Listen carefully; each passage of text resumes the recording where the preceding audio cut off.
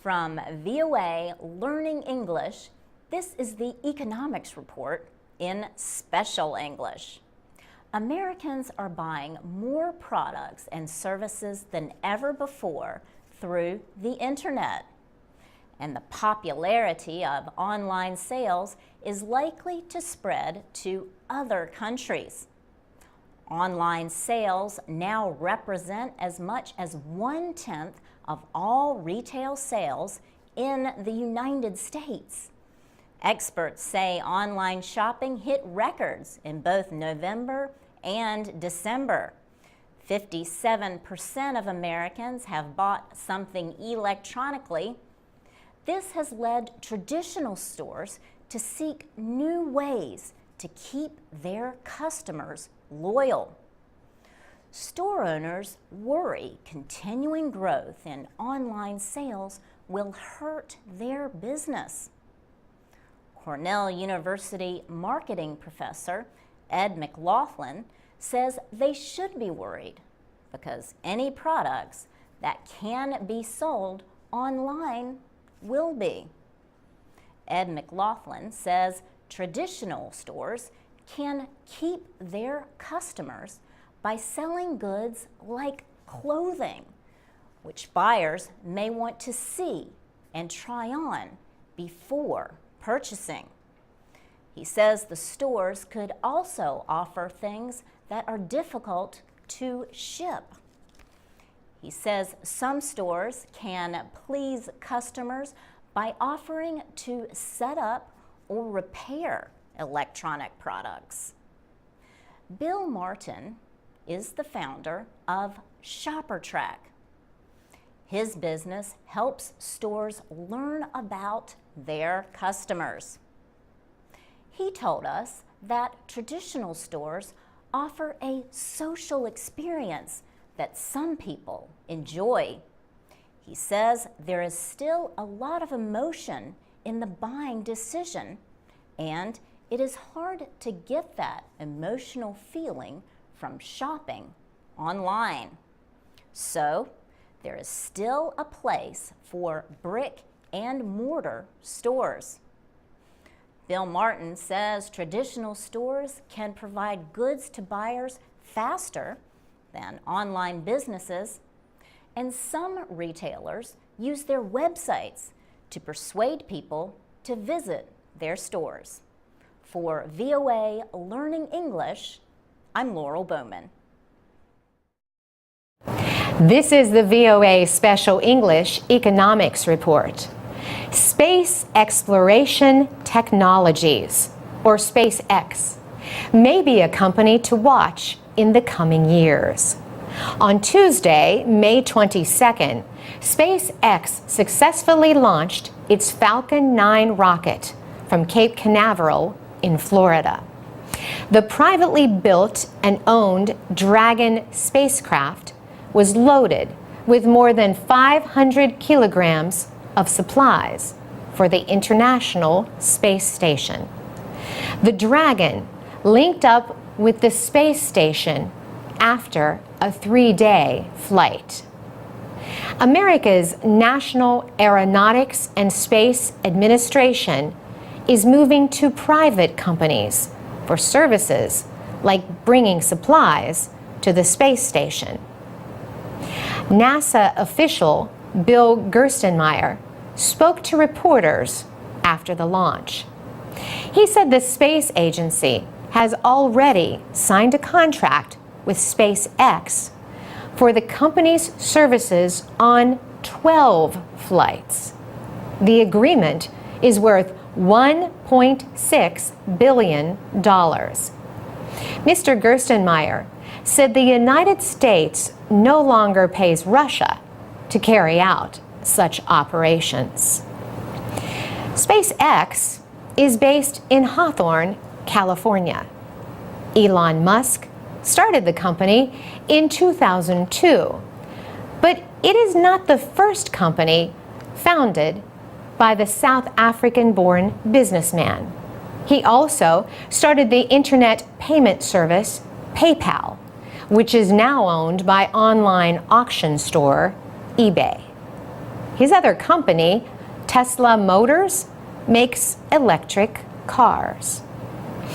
Elon Musk has likened modern space travel to where internet technology was in the 1990s.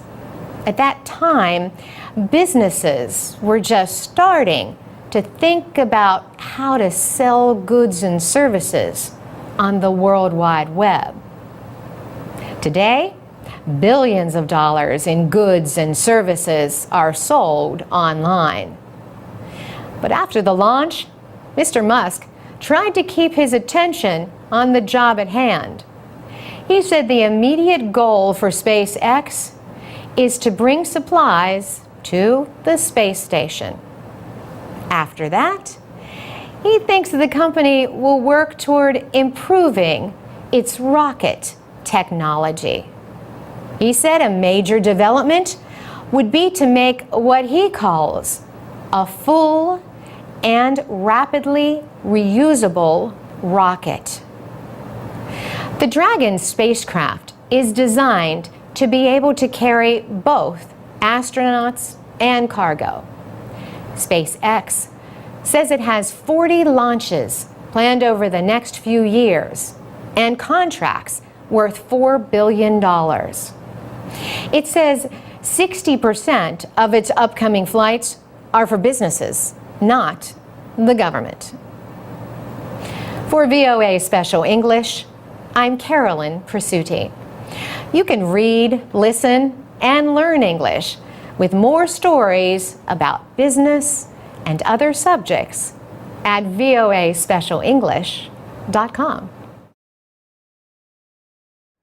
From VOA Learning English, this is the Economics Report.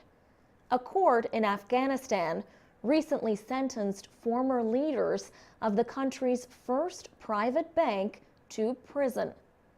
The two men were found guilty of crimes that led to the failure of the Kabul bank in 2010. Some people say the 5-year prison sentences were not enough. The bank failure led to a financial crisis in Afghanistan. A special 3-judge committee of the Afghan Supreme Court decided the case. The court found Kabul Bank's former chairman, Sherhan Farnood, guilty of stealing $278 million. Former Chief Executive Officer Halilullah Ferozi was found guilty of stealing $530 million. The judge ordered the two men to repay the stolen money. The former bank officials have been under house arrest for more than a year. They were among 21 Kabul Bank and government employees who were tried and found guilty. The other defendants were given shorter sentences. All have the right to appeal. The case was considered a test of Afghanistan's new legal system and the government's will to fight corruption. The special court did not charge several other influential people linked to the bank as shareholders or borrowers. These people included a brother of President Hamid Karzai and a brother of the first vice president. The Afghan government rescued the bank and renamed it the new Kabul Bank. Nations that help support Afghanistan, led by the United States, have promised billions of dollars in aid after NATO forces withdraw by the end of 2014. But they are demanding that the government bring corruption under control. For VOA Learning English, I'm Alex Villarreal. This is the VOA Special English Economics Report. Mark Hurd got credit for building Hewlett-Packard into the world's largest technology company. HP is the top seller of personal computers and printers. It had sales last year of almost $115 billion. Mr. Hurd became Chief Executive Officer 5 years ago after HP ousted Carly Fiorina. Later, he also became chairman. Under his leadership, HP stock doubled in price. So the news out of Palo Alto, California in August came to many as a shock. Mark Hurd was out. Investigators said he had falsified expense records to hide spending on a woman who worked with HP. Reports said the amount was about $20,000. Mr. Hurd is married. He earned $24 million last year. In June, the former marketing contractor, Jody Fisher, accused Mr. Hurd of sexual harassment. Through her lawyer, she said she was surprised and saddened that he lost his job.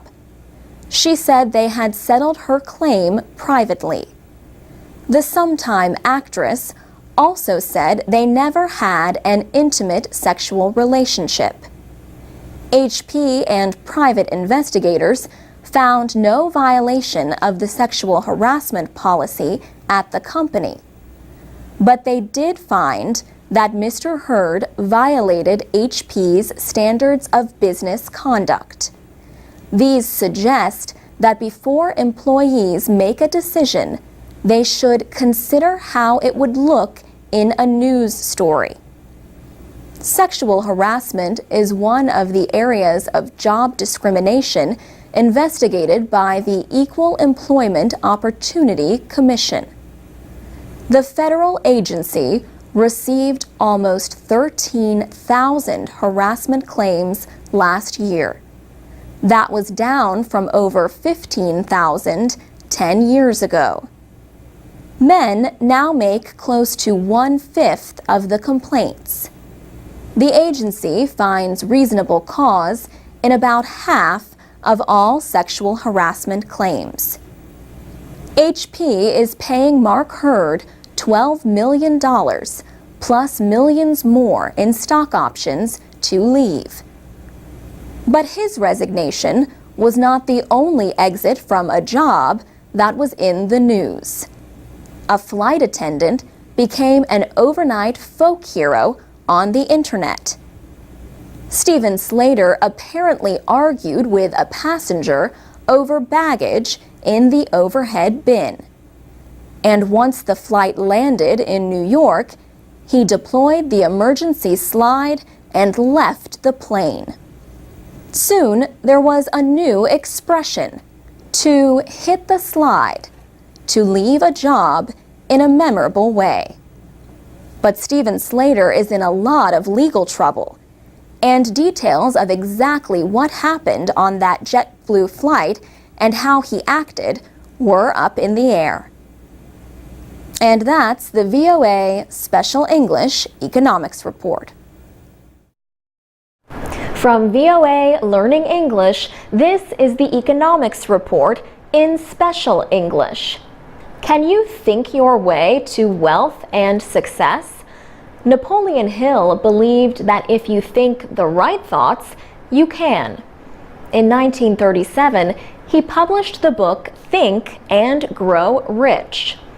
Napoleon Hill spent many years researching financial success and observing people who had become rich. Although it was published in the middle of the Great Depression, it was an immediate success. Think and Grow Rich remains one of the most popular nonfiction books ever written.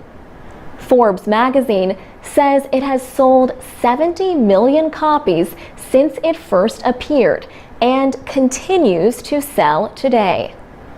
Napoleon Hill wrote at least 10 other books about success before his death in 1970. None of Hill's books came close to selling as many copies as Think and Grow Rich. But for today's generation, Think and Grow Rich is now available in a different form. Smarter Comics has released an illustrated version of the book. Franco Arda is the company's founder and publisher. He used to work as an investment banker. He started the company 3 years ago with his own money. He wanted to create picture books that increase understanding. His versions provide much of the information that is in full-length books, but in an easy-to-understand picture or comic form. Franco Arda says readers will understand and remember more about gaining success if they read the comic book version of Think and Grow Rich. He says pictures make the book easier to remember. He says the book taught him to change the way he thinks about money and success. Smarter Comics says the book tells how wealth is a lifelong pursuit achieved by believing in the value of personal ideas. It says anyone can achieve their dreams by refusing to be stopped by temporary problems. For VOA Learning English, I'm Alex Villarreal. From VOA Learning English, this is the Economics Report. The Ethiopian government and the United Nations Development Program, or UNDP, have launched a 3-year program. They plan to train more than 200,000 entrepreneurs. Government and UNDP officials say the businesses set up by these men and women could create more than 1 million jobs in Ethiopia.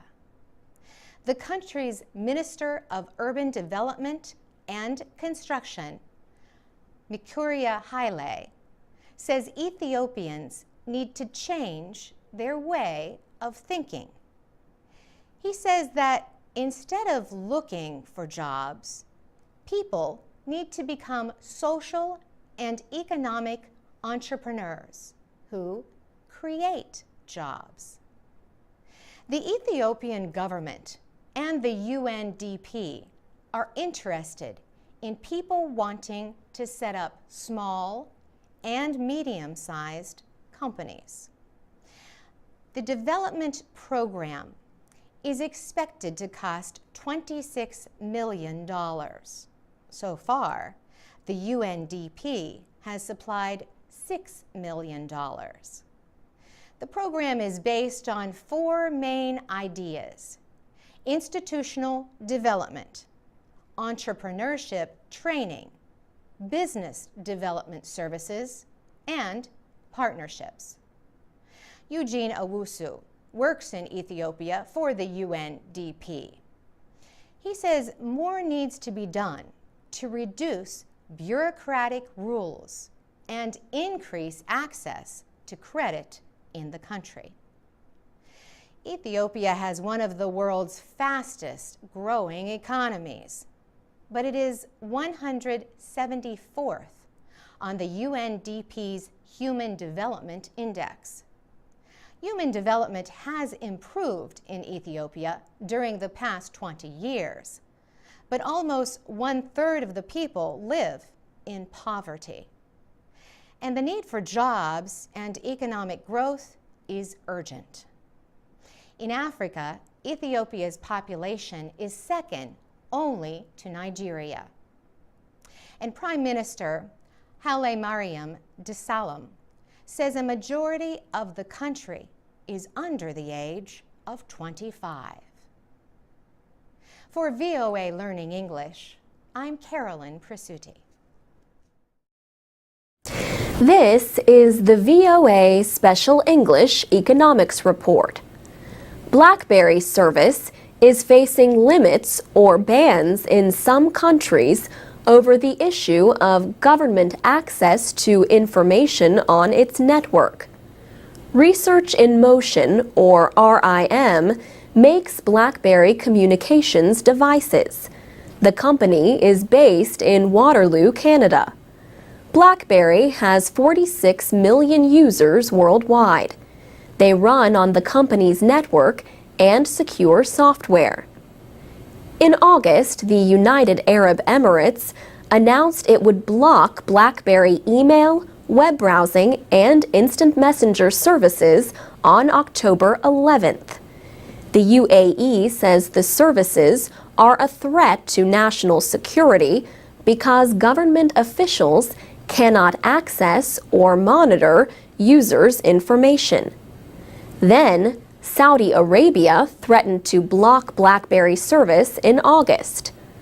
But later, a telecommunications official reportedly said it would allow service to continue in the country because of positive developments. These moves renew concern among some people about efforts by the UAE and Saudi Arabia to control the flow of information. Both countries have banned some forms of media seen as harming national security.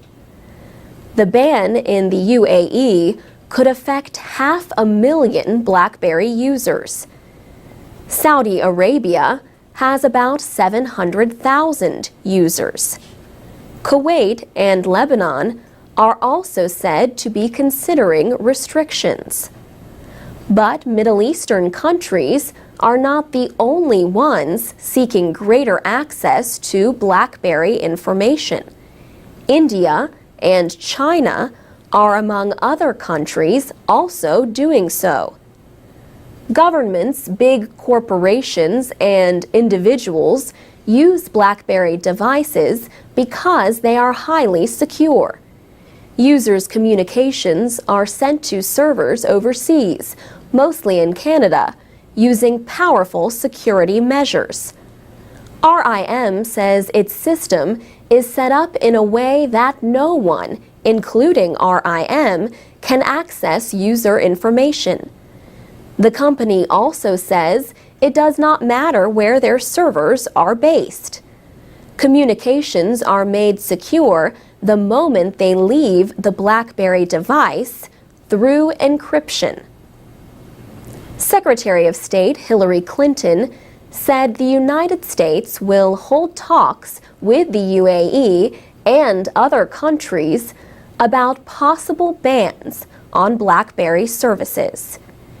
She said the United States knows there are reasonable security concerns about the service. But she added that there is also a right of free use and access. And that's the VOA Special English Economics Report. You can find transcripts, MP3s, and podcasts on our website, voaspecialenglish.com. You can also find us on Facebook, Twitter, and YouTube at VOA Learning English.